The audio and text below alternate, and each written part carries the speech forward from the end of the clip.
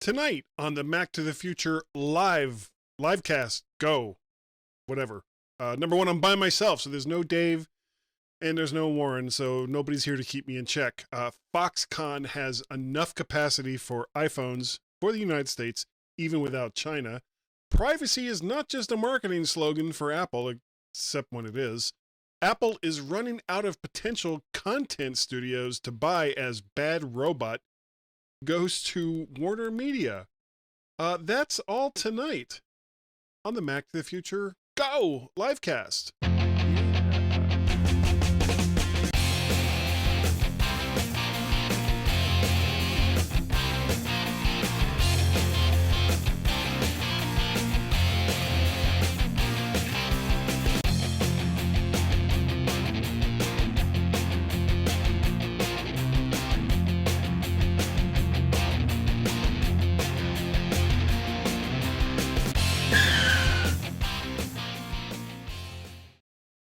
Hello, everyone. I am your humble host this evening, Serle, and I thank you all for being here. This is like the second time that I have done this redirect over to vertshark.com as compared to doing it on Facebook.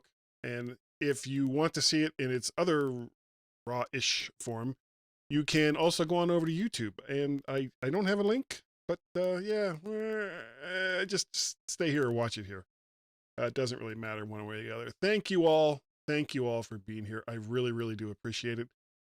If you would like to make a comment as the show is going on, there's the comment section right down there in the bottom. And I will be taking your comments and saying stuff about it as we go on for this evening.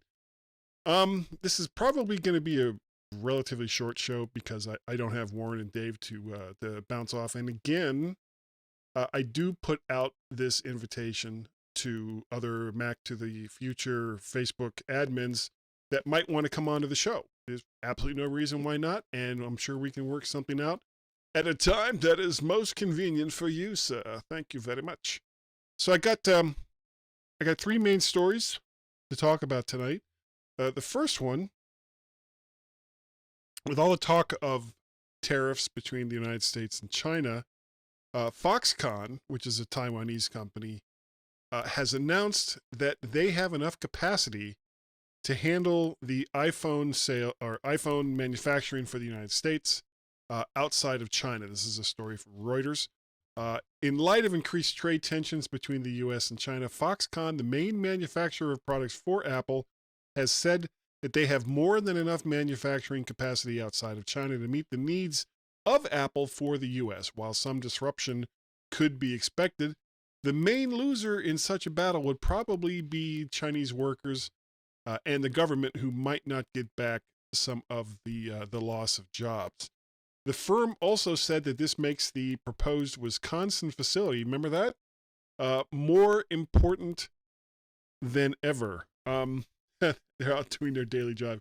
Yeah, I've been kind of letting the daily drive lapse, and I'm really, really sorry about that. I will be getting back to that. Things have been a little bit crazy. As a matter of fact, Friday, I'm taking off Friday from work so that I can help my son, who's moving from Fredericksburg to Stafford. And so, there's all these things that are taking up my time. Not the least, of course, is things like Mac to the Future and the MyMac.com podcast, which we're still having a blast doing. And for those of you who listened to last week's MyMac podcast, number 758, you probably caught the the voice message that we got from Marcus Benjamin that had to be edited quite extensively throughout the entire 30 seconds of the phone call. And if you didn't catch it, you probably should have. It was really, really funny. It was actually funnier with the edits than it was without them. So make sure you go on over to mymac.com and check out the MyMac podcast number 758. But getting back to Foxconn, it's a weird situation because this is, almost all of the manufacturing of Apple's products are in China. However, Foxconn is not a mainland China company. This is a company that is based out of Taiwan. And the fact that a Taiwanese company is able to do business in China, I mean, this would have been unheard of 25 years ago. And, there is still a lot of tension between China and Taiwan, and hopefully things like this won't, exasperate it. There's been all kinds of protests in the former British colony of Hong Kong, which has been administered by China since 1999, I think, is when the Chinese took back over administration. But it's treated as a separate province, and it's not subject to all of the same laws that the rest of China have. So in this case, you could almost look at Taiwan as this kind of the same thing, except of course they've been their own separate entity since the late 40s when the communists took over mainland China. So when a company like Foxconn is basically telling China, we understand that you have trade issues with the United States, but we're not going to let those trade issues affect our bottom line. So what it really comes down to is China willing to accept the potential loss of hundreds of thousands of jobs, and not just from Foxconn, but if they play a heavy hand in this, then there's a good possibility that other out of China manufacturers that administer Chinese manufacturing facilities within China might start looking elsewhere. That China is not the only game in town, and this is probably why they've been kind of treating the whole trade war with the United States with kid gloves. Why they're not going full and heavy-handed as they could. They have a lot of different cards that they could play. But the problem with those cards is you can only play them once, and then that's it. You've kind of shot your load, and you can't play those same cards again. And it will affect how other companies then come in to do business with you. So, what is China going to do? We'll have to kind of wait and see what it is that they do. The next story coming out from WWDC, and this has been kind of a ongoing thing with Apple, where they're really pushing that privacy is at the core of what makes them a company. And if you look at their latest product announcements, it's something that they hammer home all of the time. And they kind of claim that it's an important part of the value that they bring to their users, and that it's not just marketing speak. But if it wasn't just marketing speak, they wouldn't have to hammer it home at every single event that they do. So this was a story from Axios, AXIOS.com. And I, for one, am glad that Apple puts so much stock into their users' data that they'll keep it private. And that's not to say that Apple doesn't use that data in their advertising, in other companies coming in to advertise. The part of the difference is between what Apple does and what Google does is Google's entire focus isn't Google Docs, and it's not, all of the services they bring to the table. What Google's main focus is advertising. And how do they do this advertising? Well, they take all of the data that you and I and everybody else gives them, because I use Google services as well. And they use that for targeted advertising. This is what Google does. And you can't, I think part of the problem that I've been having lately with all of the anger in regards to Facebook and Google, YouTube, all of these free social media services that we've been using for so many years, is it really such a surprise that this has been going on practically since day one? That this is what these companies do. This is how they make their money. You're either buying the product or you are the product. That's really what it comes down to. And you have to offset that knowledge with whether or not the services that they're offering to you is worth the loss and the what's a good word? The manipulation of the data that you purposely give them so that they can sell ads, so that they can have other people see your data and say, okay, well, we know that guy likes microphones, so we're going to shoot him a lot of advertising about microphones, or somebody else about shoes or t-shirts or whatever the product is that you were just looking at 10 minutes ago on Amazon, and now you're seeing it all over your browser. I mean, this is what they do. This is kind of how it works. And the only way to get around that is to offer a service that pays for itself through the people that give them money to provide that service.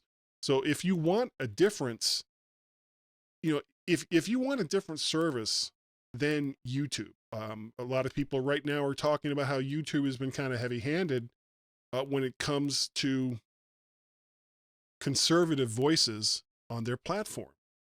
I don't know if I necessarily agree with that, but there have been a lot of people that have been demonetized, and their videos are no longer allowed to run advertising, or there's limited access to their videos. You can't search for them or anything along those lines because someone has complained about the content that these people are bringing to the table. And before it goes any farther, this is not a free speech issue, because YouTube is not the federal government. YouTube doesn't have to guarantee access to anyone onto their platform. It is literally their platform. Now, again, how do you get around that? Well, there are other video hosting services. So if you're a conservative voice and you're not, a complete asshat like some of them are, then you should probably start looking into alternatives to how you have your content going out there, and look for other ways to monetize that content so that you can remain afloat. That's the name of the bid, or that's the name of the game. And if enough people leave the platform, then YouTube will have to change their business practices to accommodate everybody, which is what they should be doing all along. All right, the last story I have for this evening, like I said, this is going to be a relatively short one. Apple loses out on the Bad Robot bid. This is from AppleInsider.com. WarnerMedia came out the winner on the bidding of J.J. Abrams' production company that's called Bad Robot for a reported $500 million. Apple has been striving to acquire a video production company, as have many others, with all these new streaming services to compete with the likes of Netflix and Hulu. While a few new programs and documentaries have been announced for Apple service that's most likely to begin this fall, they have yet to drop any big names beyond the few that were already known or talked about at the recent Worldwide Developers Conference this month. Or actually, it wasn't the Worldwide Developers Conference. It was they actually had an event that was related to this. So when they started talking about Apple TV as a new service, Apple TV Plus, and they dragged out all the big names, they dragged out Oprah, and they dragged out Aquaman and Jennifer Aniston, and none of these were things that were really new that we didn't already know about.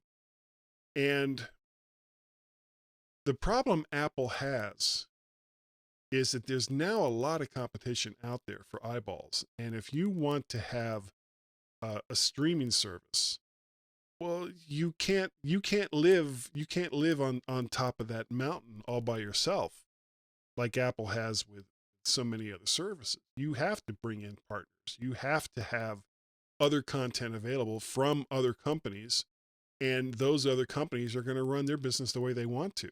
So, like, I live here in the Washington, D.C. area. Well, a streaming service that is going to allow me to cut the cord from my current cable provider has to have the local stations. It has to have the sports stations that I may want. It has to have the other stations that I may want. And it has to provide a way to access this content that isn't going to be, a royal pain in the ass like most cable systems are. Give us a way to arrange the screens the way that we want to, not just how somebody in marketing or an engineer tells you that it has to be this way or it should be this way. This is the best way to do it. No, if I want to see a screen that has the layout of all the channels that I could potentially watch on a streaming service, I don't necessarily want them to be in a bunch of little boxes and then have to go to that box and then pick out other content. There are different ways to make it easy. Let me arrange it. Let me arrange it for myself.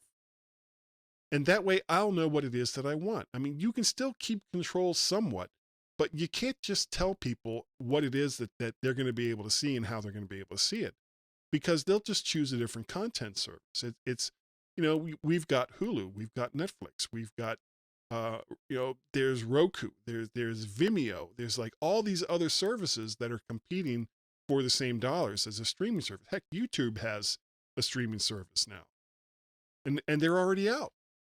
So if you want my dollars for Apple TV Plus, you got to bring something to the table that goes beyond just, here's boxes with content in them, and you go look for it yourself. There's got to be more to it than that. Anyway, that is going to about do it for this evening. Thanks to everyone who has joined me here in the chat room. I really, really do appreciate it. I'll have, once I get this edited, I'll have it up over, or link to it through YouTube over in the Mac to the Future Facebook page, as well as here on vertshark.com. Again, I'm looking for feedback as to how you guys like this format. Does this format work for you better than going through Facebook? Because I got to tell you, Facebook is a pain in the ass when trying to do something like this. So you can get a hold of me in various ways. You can call our comment line, 703-436-9501. It's a Skype number. You can also send me an email, guy@mymac.com. You can reach me on Twitter, Mac Parrot or Vert Shark. Of course, I also do the mymac.com podcast, Mac to the Future live cast that I'm doing right now. And on occasion, I've been very, very negligent, Guy's Daily Drive. And of course, if you would like to reach Warren Sklar, he's on Facebook. David Ginsburg, on the other hand, is on Twitter. Dave G65, he has two different podcasts. The In Touch with iOS podcast that you can find at intouchwithios.com, and the Off the Charts Horse Racing podcast, which you can also find offthechartsHorseRacing.com. You can find those, of course, in iTunes as well, which is going away. He's also the president of the Suburban Chicago Apple Users Group. You can find out more information about that group, myscau.org. And don't forget, July 27th and 28th of this year, so we're a little more than a month away now, is going to be the MacStock Conference and Expo, which will be in Woodstock, Illinois. That's the last weekend of July. It's about an hour outside of Chicago, super easy to get to. Total cost for the entire weekend is $249, though if you use the coupon code MyMacGuy, MyMacGuy, you'll get an additional $70 off, making your total cost for the entire conference $179. That's all the conferences, all the different speakers for both days. Lunches included with both of those days. There's a big party Friday and Saturday night.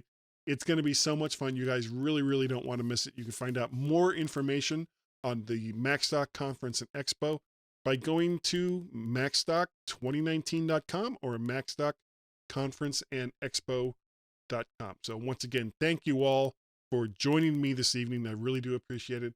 and I will catch you guys next week. And I think, speaking of the MacStock Conference and Expo, I'm going to try. Guy Serle is the answer.